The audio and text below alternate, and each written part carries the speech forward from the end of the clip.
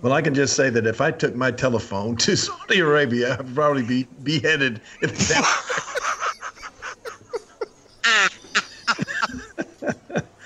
What are they going to look through your phone? I don't know. I have. I mean, what level of invasiveness is this procedure of going over there to this far off land? I don't know, but I'm not taking my phone, so I'm not taking it. Can you imagine the headline: Jerry Lawler in prison for mobile phone containing or beheaded? Beheaded. Yeah, and would you sell that? I would probably have to sell that. But no, honestly, back in the 80s, when the Midnight Express and I, Bobby and Dennis Condrey, were working in World Class in Dallas for Fritz. Wait. As I'm reading this, guys, we may be making a big mistake right now. I probably can't be doing this. But no, I was just going to say real quick, World Class Wrestling did the same thing. They got their television show on in the 80s in Israel, and it became the hottest television program.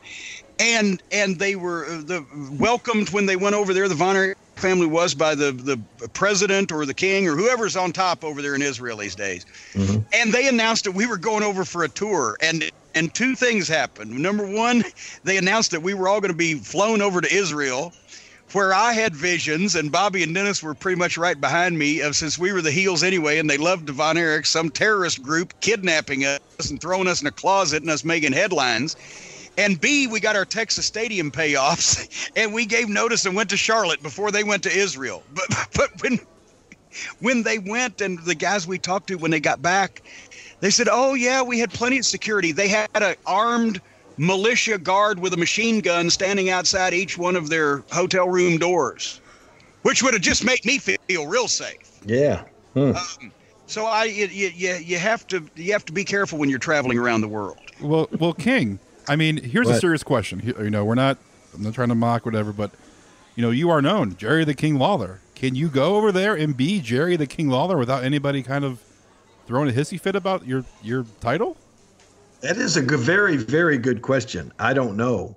I really don't know. I mean, if I walk out there and pretend to be a king, I mean, is that going to be offensive to the royal family? Walking out there with a crown.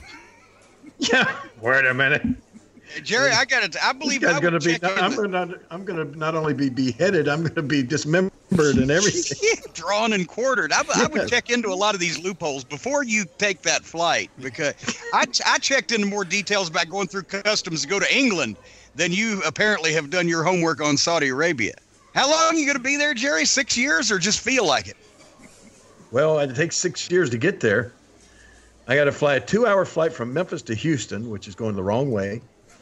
Memphis to Houston, 2 hours, then get on another flight from Houston to Frankfurt, Germany, is 10 hours long, and then get on another flight from Frankfurt to Jeddah, Saudi Arabia, which is 6 hours long. Good. So 18 hours to get there, and same thing coming back. How long was your layover in Germany? I don't know. I don't have that stuff right in front of me. Well, Mr. Nosy, what are you going to do? Fly over there and meet him for lunch? I'm just wondering. Yeah. What difference does it make? He's going all the way around the world. You're worried about how long he's going to be sitting in the airport in Germany. Right. And have some sympathy and some compassion for the king. The man has just had a stroke. Now he's got to fly all across the world.